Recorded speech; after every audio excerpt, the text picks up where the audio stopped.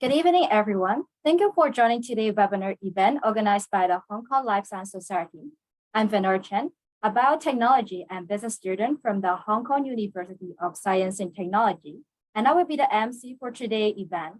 Before the start of today's webinar, we would like to invite all of you to turn on the camera to say hi to our guest speaker and other participants. Tonight, we are very happy to have Mr. Alvin Cheung as our guest speaker to share with us the nature of ESG and the impact of sustainable finance on life science or biotech industry. So a brief introduction about Alvin. Alvin is currently the Assistant Vice President at Hong Kong Exchange and Clearing Limit, where he has a core role in pushing for HKEX major initiatives in ESG and corporate governance, such as the revision of HKEX ESG Guide and CG Code. Before joining EX, Alvin served in our Hong Kong Foundation as the head of social development and was responsible for policy research such as green finance, ESG reporting, and healthcare. He holds an LV degree in economics from the Chinese University of Hong Kong and a bachelor degree in economics and finance from the Hong Kong University of Science and Technology. So now let's welcome Mr. Alvin Cheung.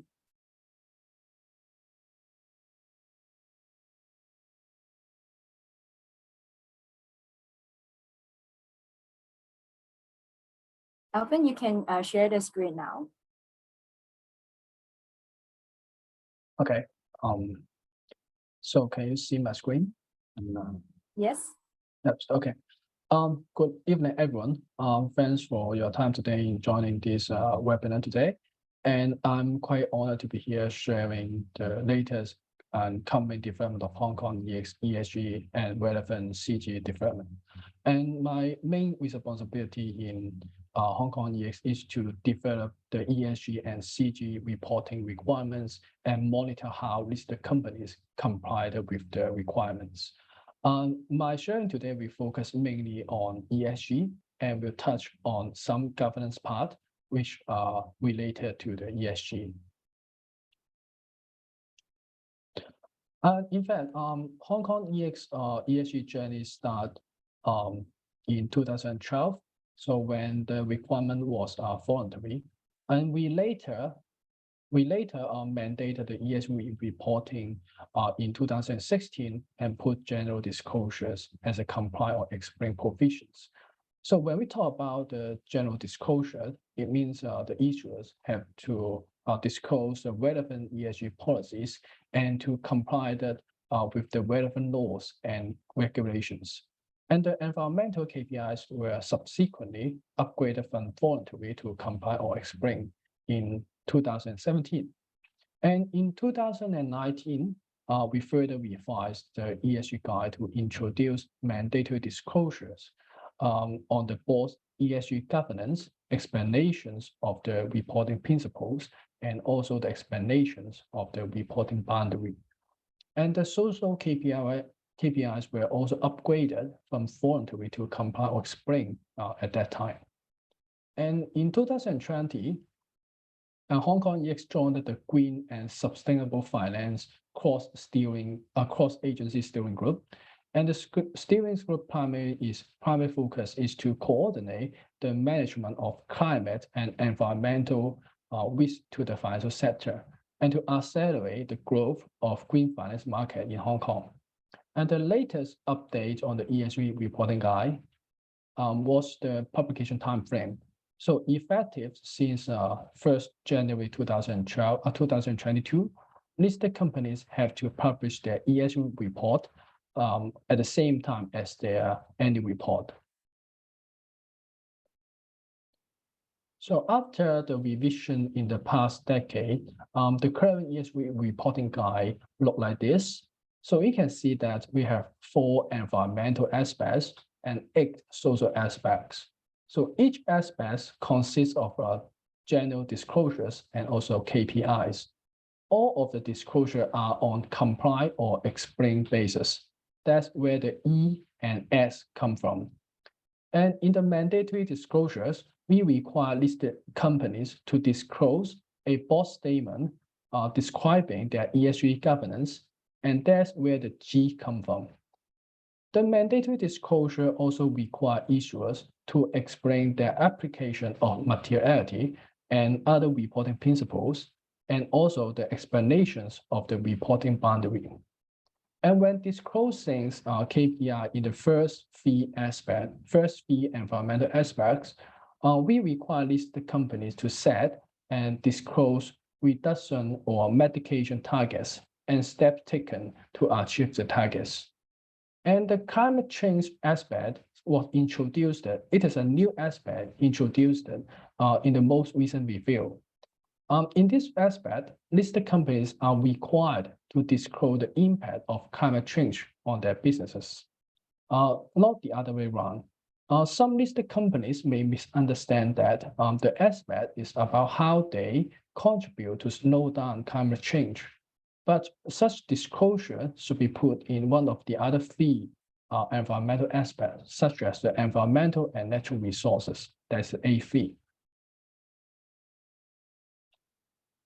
Okay, and as mentioned just now, one of the mandatory disclosures is about the ESG governance. So we require listed companies to disclose a board statement setting out the board's consideration of ESG issues. The statement should contain a board's oversight on ESG issues, such as if there are any board committee designated to manage ESG issues. And the second component is the process adopted by the board to identify and evaluate and manage the ESG issues. And the last component in the statement is how the board reviews the progress against the ESG targets. So we introduced this requirement because we believe that the board should assume a leadership role and accountability in ESG, and a proper governance structure should be in place to manage ESG matters. So what we care is not, in fact, the statement, but how the board truly embrace ESG. So there are a number of jobs that the board must do. The first one is to integrate ESG issues and goals into the company's business strategy. And the board and company should avoid a box-ticking approach on ESG. So it may not yield any real impact if listed companies only treat ESG as a reporting and compliance exercise. And the second job is to identify ESG risks. And senior management of a listed company should conduct a comprehensive materiality assessment such that the board can identify material ESG risks that need to be reported to the stakeholder. And the last one is to manage ESG risks. The board should evaluate and manage material ESG issues and review progress made against ESG goals and targets. And the second mandatory disclosure is about the explanations of the application of reporting principles. Our ESG guide contains 4 reporting principles. The first one is the materiality. It is the threshold at which ESG issues are determined to be sufficiently important that they should be reported to the stakeholders and investors. And the second principle is quantitative. So KPIs in respect of historical data need to be measurable in a way that effectiveness of ESG policies and management system can be evaluated and validated. And the third principle is balance. So the ESG report should provide unbiased pictures of the issuer's performance. And the last principle is consistency.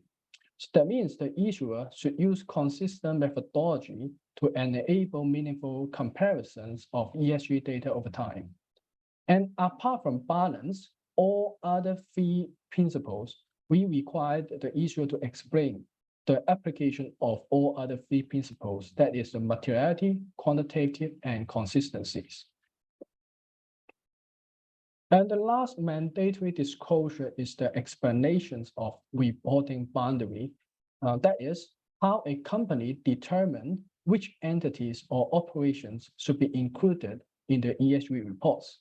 So this can help investors to appreciate the scope of the report.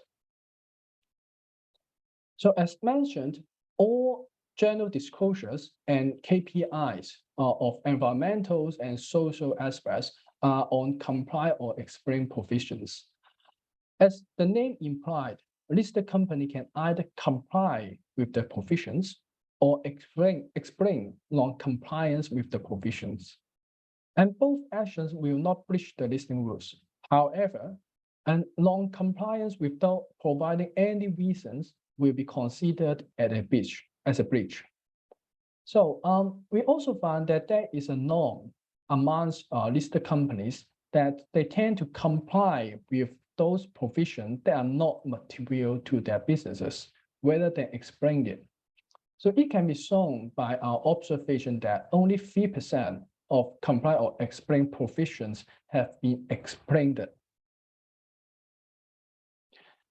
I think the previous several slides have already given you some overall pictures of how current ESG requirements look like. So I will now move on to talk about the trend of international ESG development. So the key buzzword in the last few years is called TCFD. So its full name is Task Force on Climate-Related Financial Disclosures.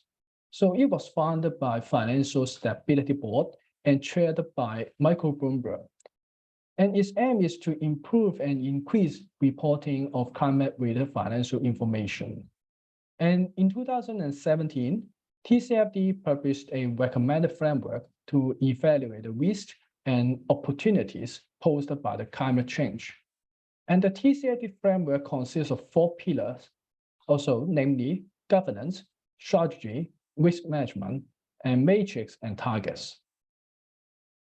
Shortly after its release, the TCFD framework has gained the global recognitions.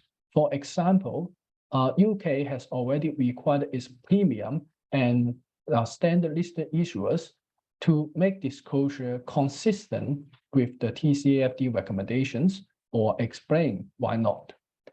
And Singapore also implement similar policy on its listed companies. And EU proposed that new sustainability reporting standards are aligned with the TCFD recommendations. And in Hong Kong, one of the key targets of the cross-agency steering group is to mandate TCFD aligned disclosure by 2025. And HKLSS and Hong Kong EX are official TCFD supporters. So you can see that, in fact, one of the main driving factors of our recent revision of the ESG guide is the release of the TCFD recommendations. So you can find a lot of similarities between the current version of ESG guide and the TCFD recommendation.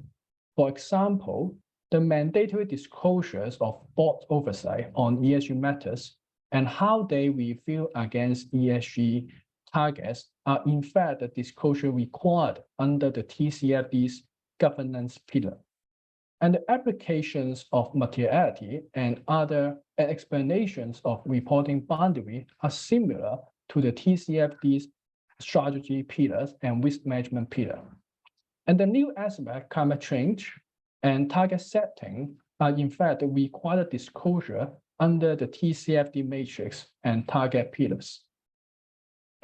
The major difference between our ESG guide and the TCFD recommendation is, of course, the comply or explain provisions on social matters. At this moment, you may have a question why HKEX need to follow the global development instead of staying as status quo. In fact, one of the Hong Kong's main functions is to ensure comprehensive information flow from listed companies to investors, such that the investor can make well-informed investment decisions. Given the threat of climate change on business operations, investors are putting more attention on investees' management of climate risk. And some of the big investors have already established internal guidelines to require investees to take climate risk into consideration in their business strategy. For example, BlackRock has a policy to vote against companies that lack disclosure on climate-related risk. They also ask investors to disclose business plan consistent with a net zero economy. And SS investment managers and state risks also have similar internal guidance. And there are also legal binding requirements on fund managers to consider and disclose climate risk. And in Hong Kong, SFC has revised its fund manager code of conduct based on the 4 TCFD pillars. So a fund manager should have a proper governance structure in overseeing climate-related risks. They should also integrate climate-related considerations in investment management and also identify, assess, and consider climate-related risks in the risk management procedures. Fund managers should also disclose the information of their portfolio carbon footprint, including Scope 1, Scope 2, and GHG emission. So as I have mentioned, global climate disclosure standards are evolving rapidly. So while you may hear about TCFD for the first time, and in fact, the idea has been getting a bit outdated. The most recent development is the ISSB proposed standards. So you may have already heard of International Financial Reporting Standards. So it is one of the 2 most recognized accounting standards in the world. Another one is Generally Accepted Financial Practices. So that is the GAP. In November 2021, the IFRS Foundation established the International Sustainability Standard Board, that is the ISSB, to formulate a comprehensive global baseline of sustainability disclosure standards. And since ISSB is established by the well-respected IFRS Foundation, it has received the spotlight of global financial market. And financial regulators and institutions, including Hong Kong EX, are paying a lot of attention to its development. And in March this year, so ISSB published an exposure draft of climate and general sustainability disclosure, which made heavy reference on the TCFD recommendations. And ISSB targets to finalize the standard by the end of 2022. And let's take a closer look on the ISSB proposal in comparison with the TCFD and Hong Kong ESG requirements. And on the governance part, ISSB specially asked for the disclosure of governance process, controls, procedures used to monitor and manage climate-related risks and opportunities. So these requirements are much more specific than that of TCFD and Hong Kong EX. And on strategy, ISSB required the disclosure on the impacts of climate-related risks and opportunities on the business model. For example, the transition plan and mitigation efforts. And as you can see, the Hong Kong ESG guide only cover the impacts of climate change. It is more related to risk. And opportunities are not included in our disclosure requirements. And we have also, we don't touch on the business model and also scenario analysis as well.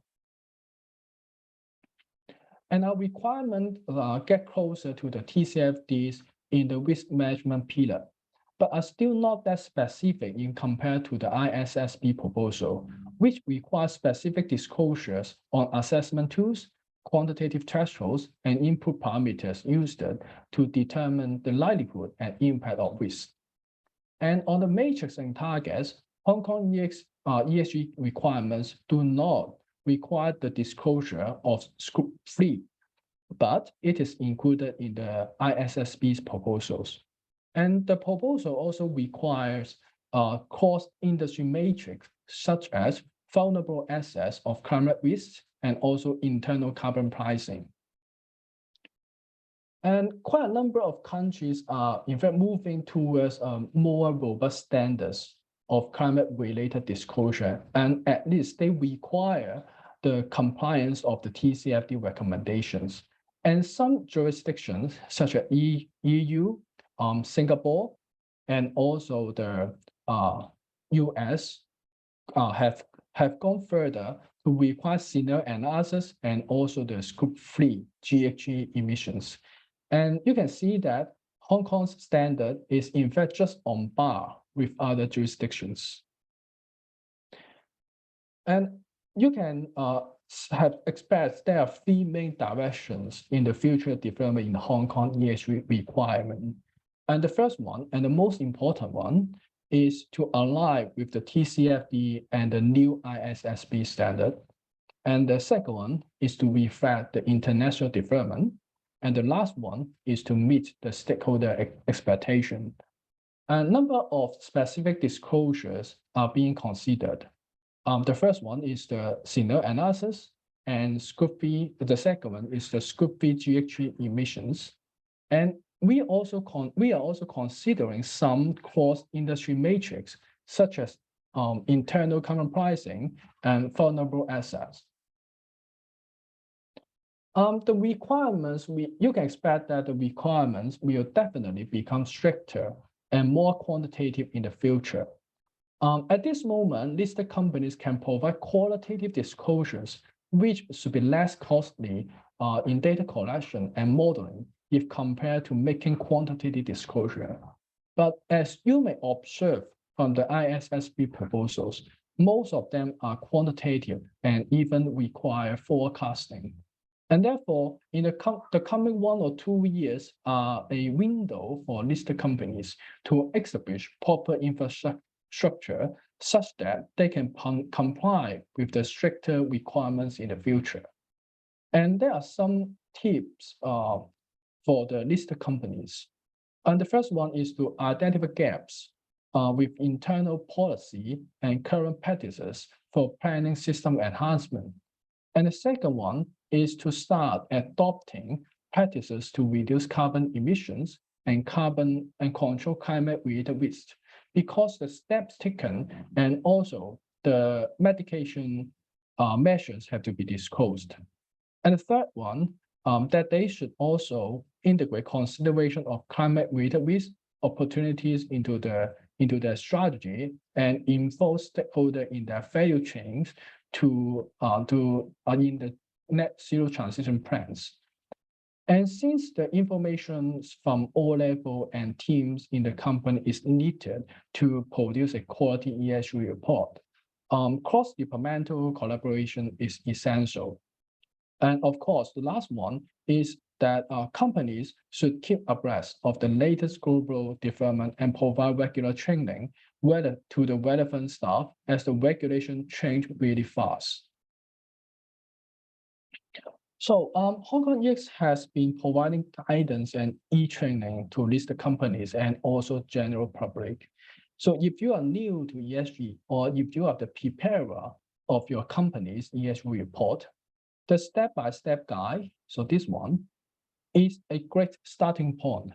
And if you have some experience in preparing an ESG report, you may go further to study the guidance on climate disclosure.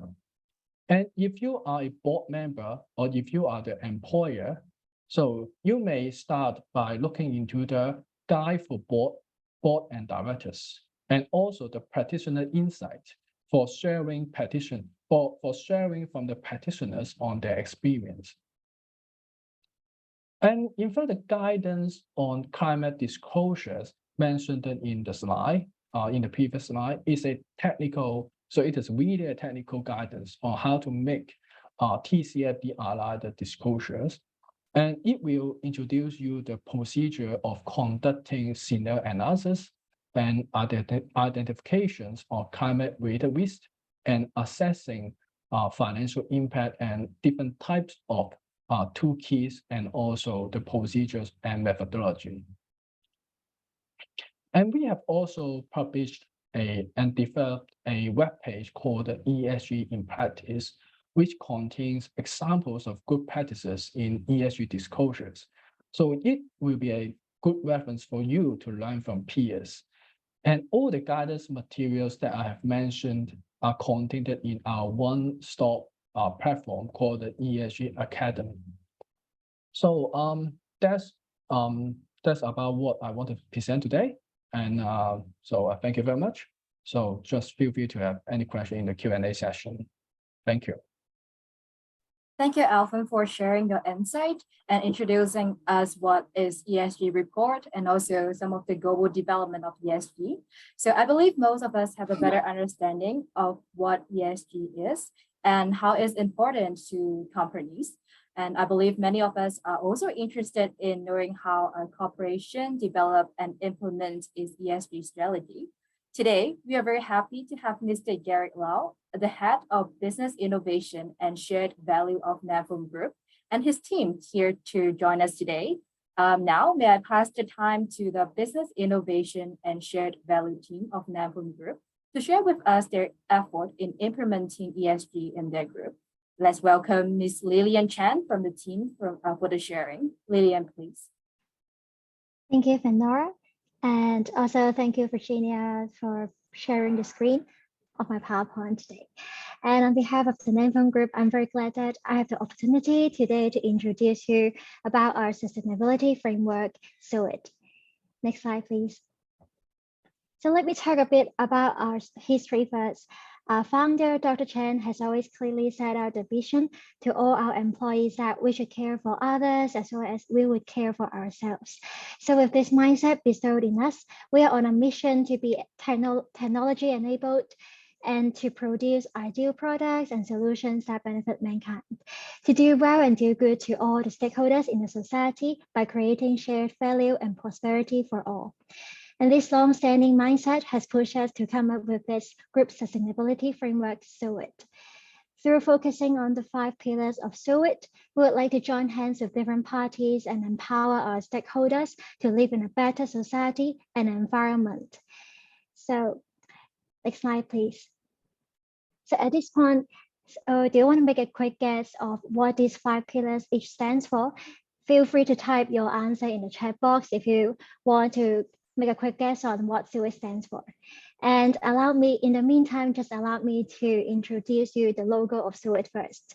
So you can see the fist bump here actually is a symbol of giving respect as well as championship between 2 parties. And you might also find a seedling here, which symbolizes a growing world or future. And the 5 colors here, each stands for a pillar of SOIT. And now let me review what the 5 pillars are. Next slide, please. So the S here means social cohesion. We believe the sustainability and resilience of a prosperous society rely on the social fabric composed by communities, and would like to strengthen the relationships and a sense of solidarity among members of our community through the launch of different projects and initiatives. Next slide, please. And apparently the E here stands for environment.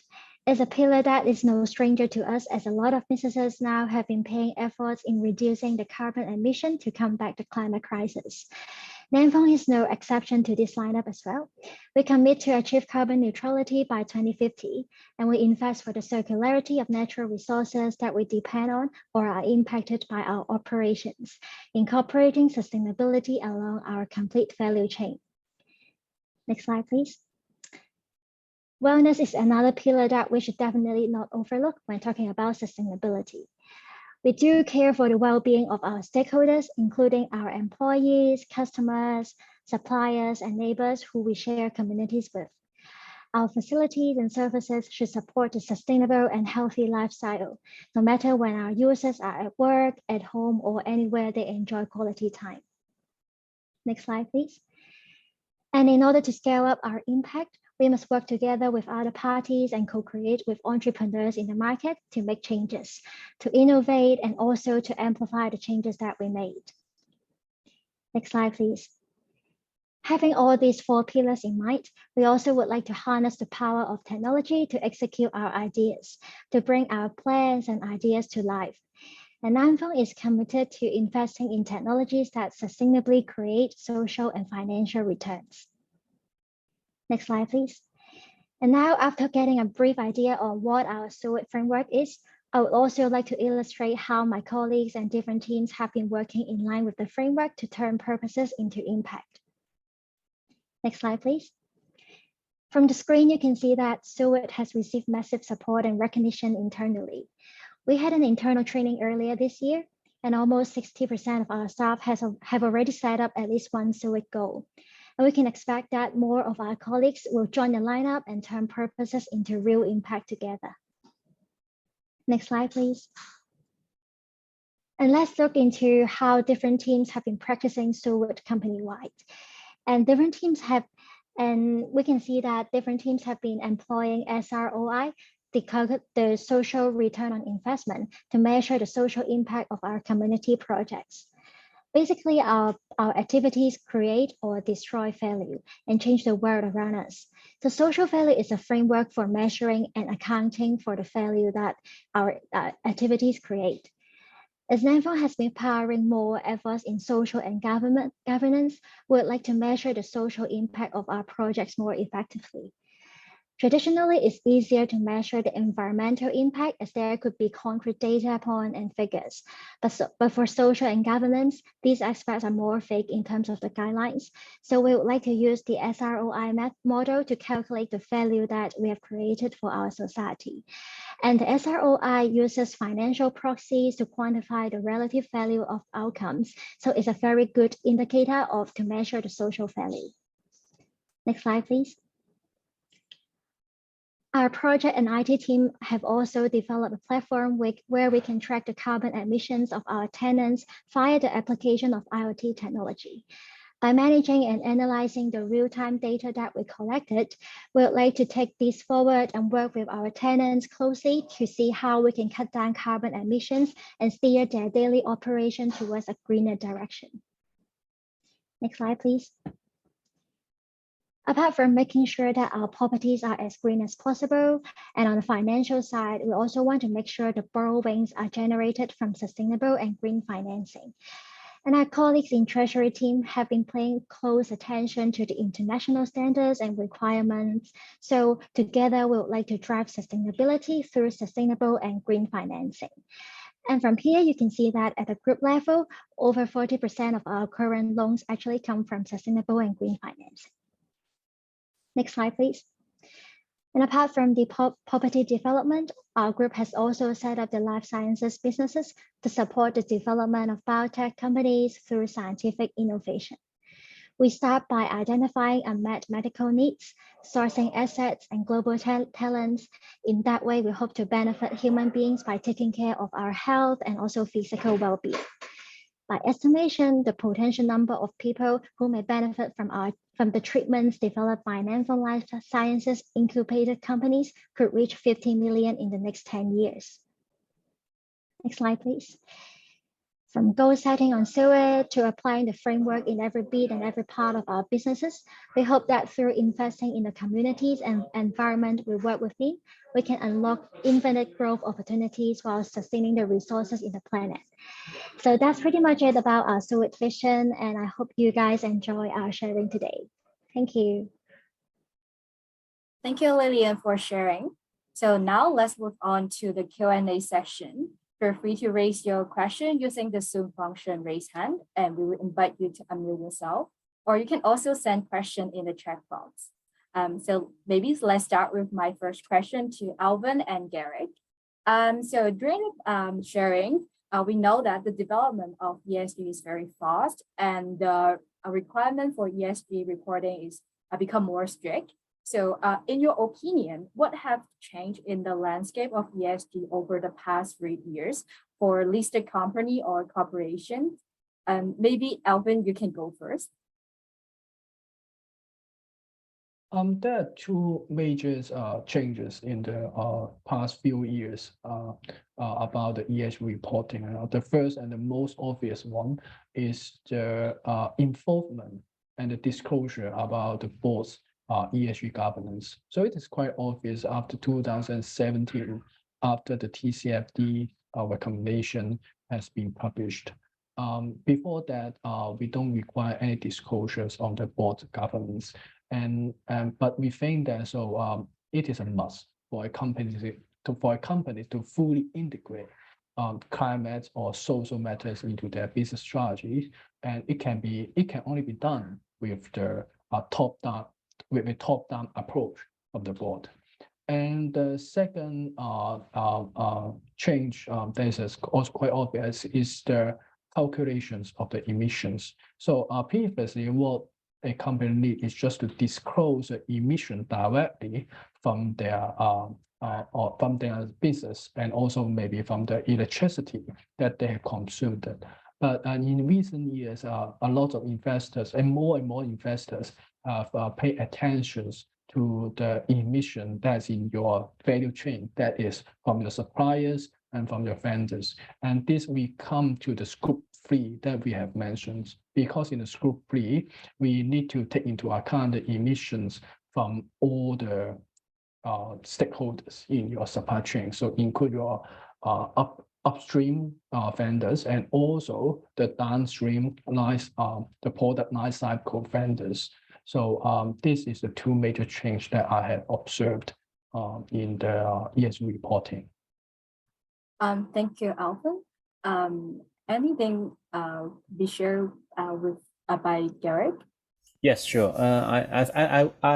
I think I'll say from from the business organization angle. In this past 3 years, obviously, what's different is COVID, and I guess some of you have heard about the Great Resignation effect in the past like half year. Say in US, 50-60 million people have resigned from the jobs, and this is mainly I think mainly because of the during the COVID time, there are a lot of reflection from each of the workers, rethinking, reflecting what their life priorities, what their life purpose, how they spend the time, how they relate with others, how they want to relate with their work, etc. And so that becomes a Great Resignation. And actually, if you take this analytics to companies, actually all the CEOs and board members are actually rethinking under the pressure of COVID, under the pressure of the VUCA world, that they need to rethink the priorities of all their organizations. And I think this coupled with the demand from customer, demand from public, demand from government, COP26, the climate international agenda, many of these facilitate the boards and the CEOs to seriously take into account when they retune their organization purpose and processes. They need to integrate sustainability and the global expectation on social and environmental impact from all the business, especially the larger ones, into their operation.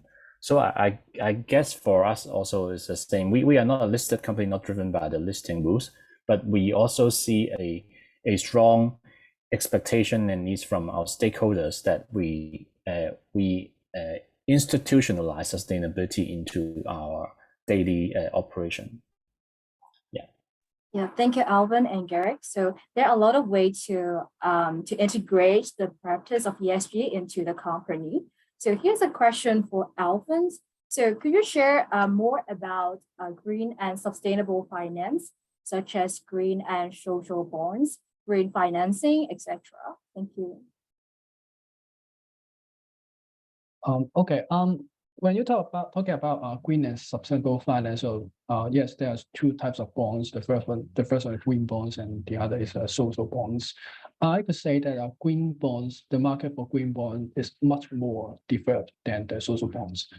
First of all, because there's quite a lot of organizations and also authorities has already have some kind of standards to validate green bonds, and whether those bonds are issued or the money received from issuing those bonds are used to some environmental friendly projects.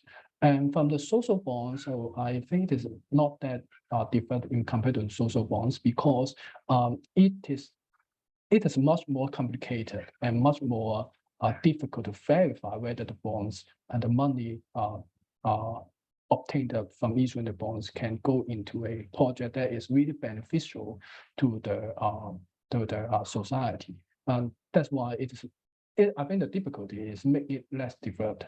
And also it is quite difficult to quantify the social impact. I could say the SROI that you have mentioned is one of the most popular ways to quantify the social impacts. But in fact, I have some experience in promoting or advocating SROI in different listed issuers or listed companies, but maybe other companies.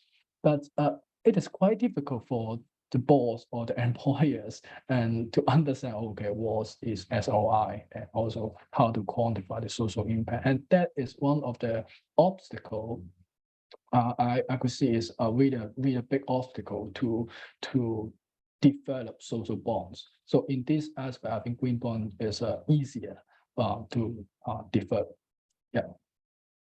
May I just share a little bit more what's happening in Nan Fung about green and social loans, bonds? We have started to have a sustainable finance framework, which is a prerequisite for companies to issue green loans, green bonds, etc.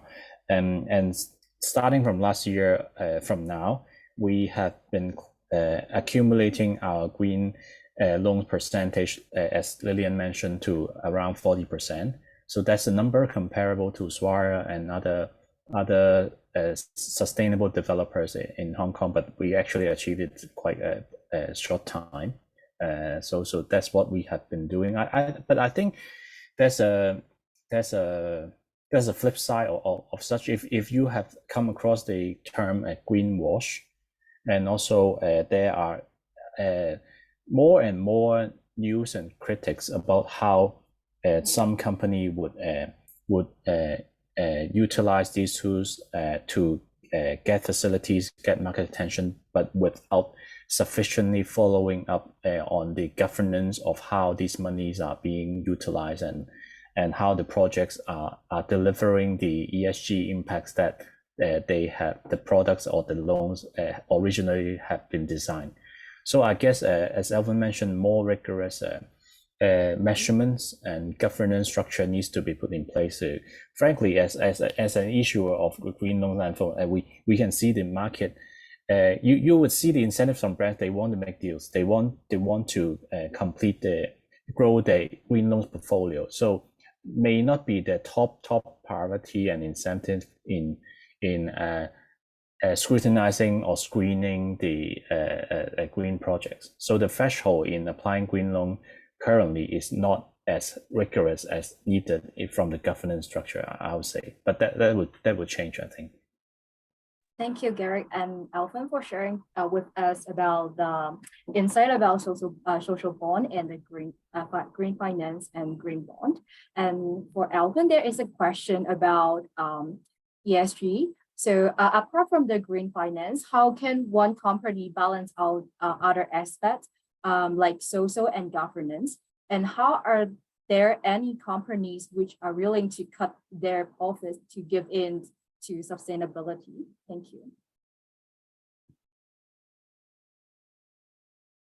Thank you for the questions. I think I will answer the second part of the question first. So whether there's any companies want to cut the profit for the sustainability. And in fact, what we observed, at least from the regulator's point of view, and also from the investor point of view, profit and sustainability is not really on the two opposite sides. So because we've looked into a risk management perspective, when you look at the climate change, so it does affect the company profit or loss. Some kind of, especially some property developers in Europe and also in the US, they may experience some types of flooding or some kind of impact from some climate disasters. And this is really a risk to those companies. And so it's not really two opposite sides. In fact, when you take into account the sustainability, you take into account the risks that you will face, and it helps you to manage the climate risk. It may not help to generate a lot of profit, but it helps you to avoid the loss because of the climate change. And I think when applied to a biotech company, so although I'm not an expert of the biotech, but I believe, so when the temperature increase, there are some types of change on the, say, for example, diseases. Some diseases may prevail, and some diseases may cease to exist, and it may create a opportunities or risk to the pharmacy products, I guess. Okay, so there's not on the opposite side. They are in fact complement to each other. And also, for the first question, how to balance between social governance and also environment. I think the most important is I always say the governance is the most important element, because when the board of the director, when the party which have the largest power in the company do not want to have sustainability or do not want to create any social developments, then it is quite difficult for companies to develop anything. I think the boss buy in sustainability and also social impacts. This is the first steps for every company to do anything. And then how to balance between environment and social. I would say that for some company, environmental impact may be more material. So what I always emphasize is material. So for some types of company, maybe environmental or climate risks are more material to them. So I would say some infrastructure, utilities, or CLP targets, they may have some more risk on the climate change. Then they may put more effort on environmental impact. But for some other companies, though, they may not face a lot of climate risk, that they may focus more on the social aspects. So it depends on the materiality of the aspects to the companies. So that's what we call balance between these two. Oh, may I chip in a little bit to support Alvin's points? I think if you look at the short time frame, short term, I would not disagree with the saying that you need to compromise on certain profit or sustainability in a short term world. But the longer term, you take your view. I think the alignment between sustainability and profits will eventually be complementing each other. So in Nan Fung, I think we hope we educate ourselves and we have a mindset to see sustainability as opportunities for transition, for new opportunities, for new knowledge, new innovation. As Alvin mentioned in the disclosure part, even the governance part needs us to consider opportunities, not just risks.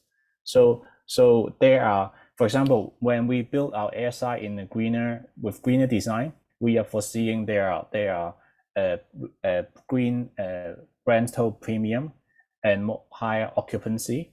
And actually, we see that a lot of new tenants, they are already asking on our ESG performance on the building. If we are not performing, they would not lease our space. So these are already bringing in real business opportunities and revenues to our business. So this applies to many different kind of business, not just the green buildings. So and also there's a concept called CSV, creating shared value. So this is a Harvard professor Michael Porter's 2011 theory. So this is if you guys are believing or interested in knowing more how business capture potential social and environmental opportunities, you can Google creating shared value. There's CSV concept. This is one aspect. Another aspect from a policy side of things, let me just try to say it this way. You see now we are proposing a plastic bag, $2 for a plastic bag.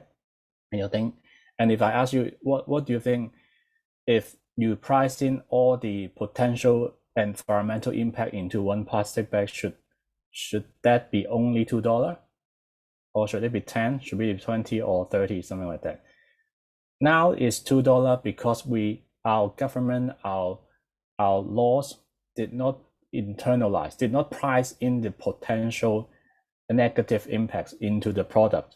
So the polluters are not paying for the externalities of the plastic bag, and all the other communities and government taxpayers need to shoulder the potential environmental impact. So what I'm saying is that governments and many people, citizens, groups, companies are realizing this, and more regulation would comes in to internalize back the negative externalities into the business model. So if you produce later in Hong Kong, is already in discussion the plastic bottles. So say Coca-Cola, Bon Aqua, they will need to pay a lot more in producing that plastic bottle to make profit from that manufacturing process. Would not be all the taxpayers paying for the environmental cost. So these internalization would happen more and more around the globe. So eventually, this would be cost. This would be real financial impact into the business model. So yeah. Thank you. May I add one more point about the time or the horizon that sometimes the environmental risk and also social risk will come faster than your imagination, much faster. For example, the COVID-19. Before the COVID-19, no one will care about their supply chain, especially. So they will focus all their production in one province in China or in one country. But when the COVID-19 happened, so the lockdown of the city, the lockdown of the country will just disrupt completely their productions. So it is very fast. It happened very fast within several months after the outbreak.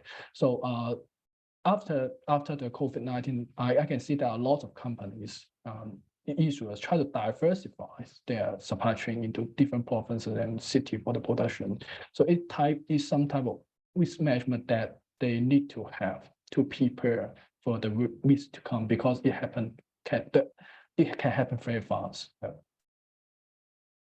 Thank you for the sharing. And it is very interesting to know that actually the company can achieve a win-win situation by implementing the ESG strategy and lowering the risks and bring opportunity to the company. So I have last question to Garrick and Alvin.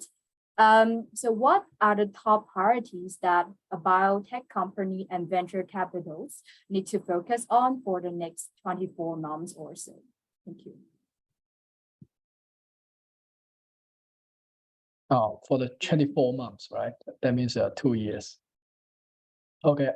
Because 2 years are very short term, so I will not say I will tell you. I will not ask you to look into your risk management system.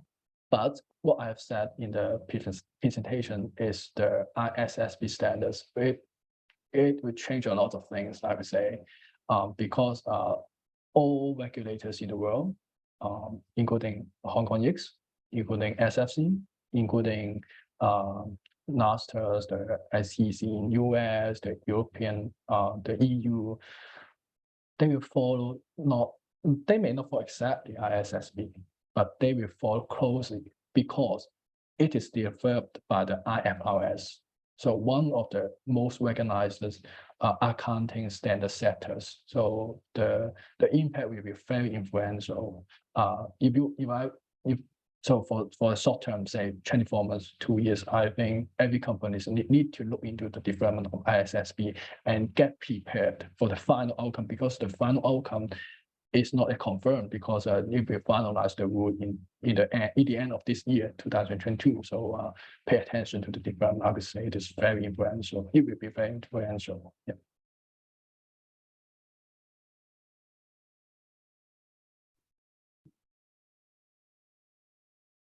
Thank you, Alvin.